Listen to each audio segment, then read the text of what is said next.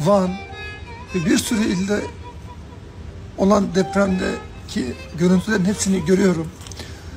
Ve ne yapacağımı bilmiyorum ama şu anda yardım tırları ayarladık ve yola çıkacağız.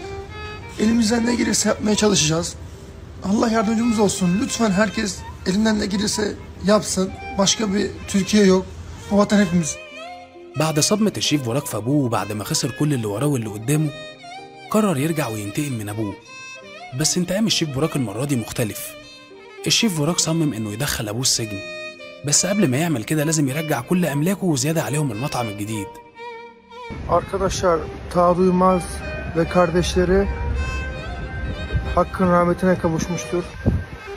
Allah rahmet eylesin. Mekanı cennet olsun. Tüm sevenlerine ve ailesine tekrardan başsağlığı diliyorum.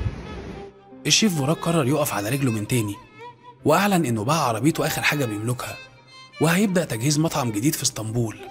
هيتم افتتاحه في شهر 9 اللي جاي، وده هيبقى في نفس الميعاد اللي هيظهر فيه حكم المحكمة في القضية اللي رفعها على أبوه.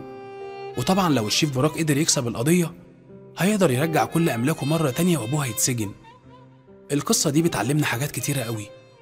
أول وأهم حاجة إن الإنسان فعلا ممكن يعمل أي حاجة عشان الفلوس، حتى لو هيسرق ابنه، وإننا للأسف وصلنا لوقت ما ينفعش نثق فيه في أي حد ونسلمه رقبتنا، لأن الغدر هيطولك من القريب قبل الغريب. وبرغم كل ده لازم ما تضعفش ولا تستسلم.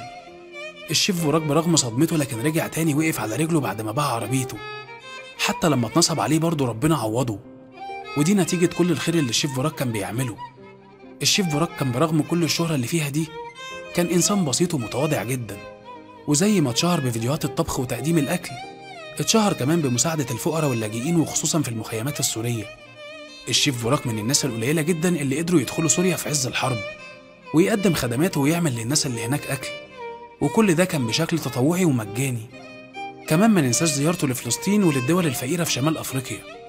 الشيف براك ربنا خرجه من أزمة كبيرة جدا بسبب كل الخير اللي كان بيعمله، وده يعلمنا إن أي تجارة مع غير ربنا خسرانة.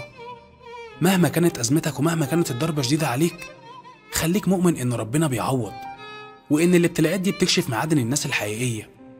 اعمل الخير وخليه لوجه الله عشان ده اللي هينقذك يوم ما تقع. الابتلاء ده كشف للشيف براك حقيقة أبوه بعده عنه، وهو دلوقتي خسر كام مطعم وهيقدر يعوضهم، لكن محدش عارف لو علاقته مع أبوه كانت مكملة كان ممكن يعمل فيه إيه.